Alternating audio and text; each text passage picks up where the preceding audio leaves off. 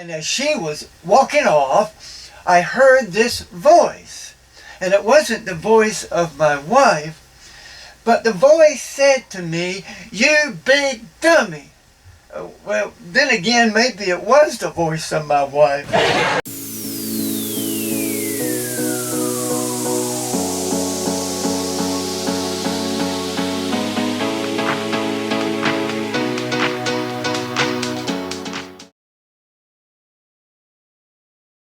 And let me illustrate what I'm talking about with this story. I was in one of the dollar store type stores the other day, and I was at the back of the store just browsing around. One of the workers there came up to me and she said, "Excuse me." And as I turned around, there she was, and she was holding up this car key in her hand.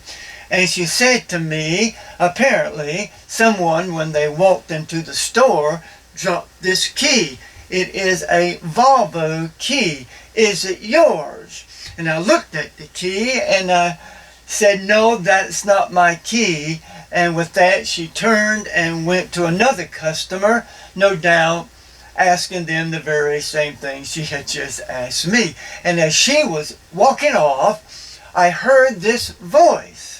And it wasn't the voice of my wife, but the voice said to me, "You big dummy."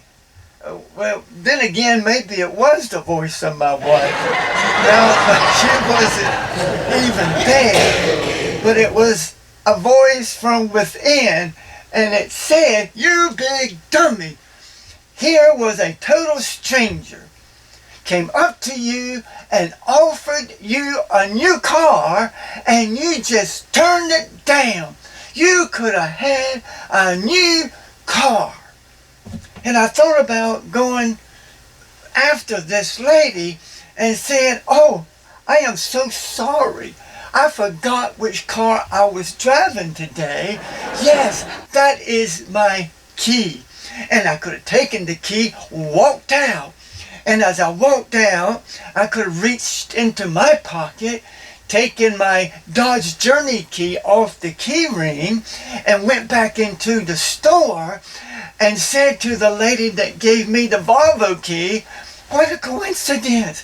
I just walked outside and laying on the sidewalk, there was this Dodge Journey key.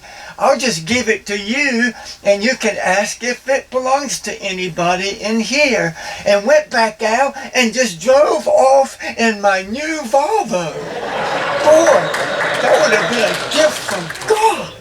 But I used that particular story to illustrate the fact that we are faced with situations each and every day whereby we have to make choices.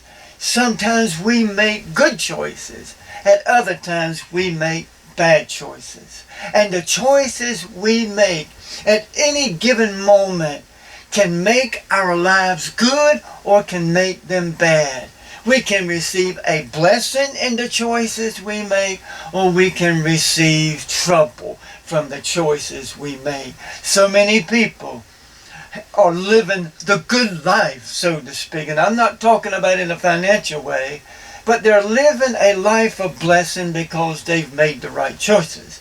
Other people are just living a miserable life because they have made the wrong choices. In Joshua chapter 24, verse 15, Joshua is given to the people of God the opportunity to make a good choice.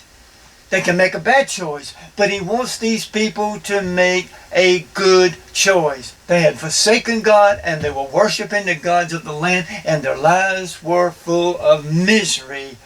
And Joshua says to them, "Choose you this day whom you will serve, whether the gods of the land or the Lord God himself." And then he says to these people, "I want to declare to you my choice this day. As for me and my house, we will serve the Lord."